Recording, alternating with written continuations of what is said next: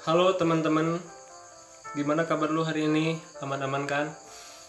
Nah, semoga tetap berjalan dengan lancar dan sesuai ekspektasi kita tentunya. Video ini kita bakal ngomongin tentang ini aja deh, filsafat stoicism yang akhir-akhir ini banyak diperbincangkan dan banyak dikepoin sama orang-orang yang mungkin kalangan kita dan emang yang hype di kehidupan sekarang gitu. Kenapa filsafat stoik? Kenapa? Karena di filsafat stoik banyak ajaran-ajaran, banyak seperti ilmu pengetahuan buat kita yang memang itu bisa jadi step-step buat kita dalam menghadapi struggle di zaman-zaman sekarang. Ya, filsafat stoik mengajarkan kita buat kita lebih rileks dalam menjalani hidup, biar enggak gampang stresan gitu kan, enggak gampangan stres gitu. Atau emang ketika ada masalah kita enggak terganggu gitu, entah itu mentality atau itu pikiran-pikiran kita. Nah, banyak step di dalam filsafat stoik untuk menjalani kehidupan yang diberikan oleh filsafat stoik, yaitu ya kehidupan dengan damai. Kita bisa dapat seperti ya kebebasan kita untuk memilih gitu kan, atau mengontrol diri sendiri. Nah, banyak banget step-stepnya, diantaranya ada yang namanya dichotomy of control. Dichotomy of control itu adalah dimana kita bisa memilih dan memilah mana sih hal-hal yang memang bisa kita kontrol, mana sih hal-hal yang emang nggak bisa kita kontrol. Ya, sebagai contoh dari hasil kurangnya kita dalam mengontrol itu, salah satunya bisa berpengaruh negatif pada kita gitu, kayak stres gitu kan, terus kayak terlalu berharap dan lain-lain. Karena pada dasarnya di kehidupan ini ada sesuatu yang memang bisa dalam kontrol kita, ada yang enggak. Yang bisa kita kontrol mungkin bisa kita usahain gitu kan, buat itu jadi lebih baik. Dan kalau yang nggak bisa kita kontrol, bagaimanapun juga usaha kita gak bakal bisa dikontrol sama kita. Itu alamiah terjadi dan memang itu ada bekerja di sekeliling kita gitu. Nah, pasalnya banyak orang-orang yang masih merasa bahwa kita tuh bisa ngontrol hal yang memang gak bisa kita kontrol. Efeknya kita malah terlalu banyak berharap, kita terlalu banyak menuntut sesuatu gitu, pada akhirnya hasilnya kagak ada dan itu bikin kita stres juga. Nah, di situ mulai banyak trouble di diri kita. Maka dari itu ada salah satu step di filsafat stoik, yaitu dichotomy of control.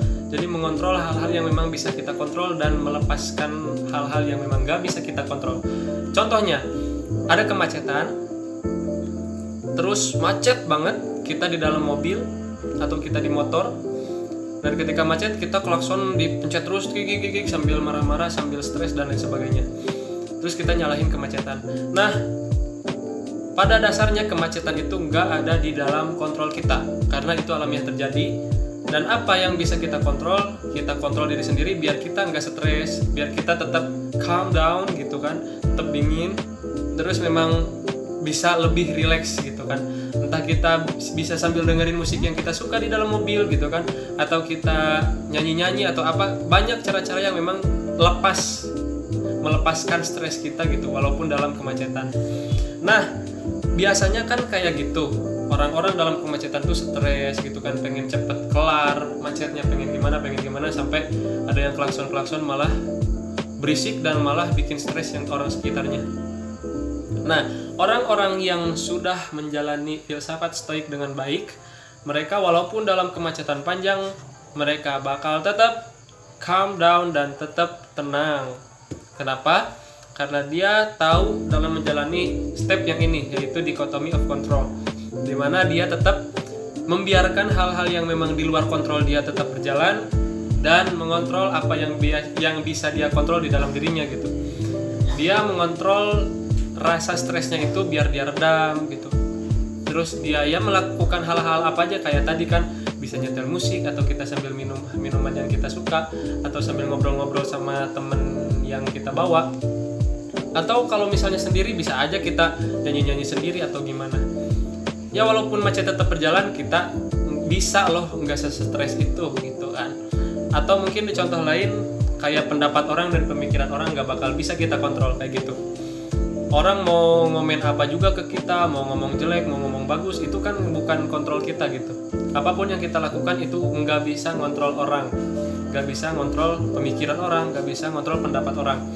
Itu pendapat orang merupakan hal-hal yang emang di luar kontrol kita. Ya mereka mau berpikir gimana, ya itu kontrol mereka, bukan kontrol kita. Jadi sekeras apapun kita mau ngomong, mau berbuat, mau berperilaku atau ngapain aja, sampai orang itu ngerasa bahwa kita tuh baik atau gimana, itu bukan kontrol kita gitu, itu kontrol dia. Nah sekarang banyak juga yang kayak gitu kasusnya. Jadi serasa kita bisa mengontrol pendapat orang, ketika dikritik gak bisa, terus ketika dikasih pencerahan kayak apa ya, kesindir gitu kan atau gimana, ya terserah. Nah orang-orang stoik di dalam kondisi kayak gini mereka tidak akan terganggu dan mereka juga gak bakal kegoyahin gitu. Soalnya mereka punya prinsip ini, dichotomy of control. Dia mengontrol hal-hal yang memang bisa dia kontrol. Ya terserah gitu, mereka mau berpendapat apa, mau bilang apa ke dia, mau ngomen apa, sementara dia tetap mengontrol hal-hal yang bisa dia kontrol itu. Dia mengontrol dirinya, oke, dia menerima pendapat orang, dia mendengar cacian misalnya, dia mendengar pujian, ya dia tetap mengontrol dirinya sendiri. Entah itu ya udah kontrol dia tetap aja kayak gitu, misalnya komenan dia ke kita ya negatif terus ya nggak apa-apa gitu, soalnya bukan kontrol kita juga gitu. Seandainya kita bisa ngontrol pendapat orang lain ngomong baik terus ke kita, ya gak bakal bisa.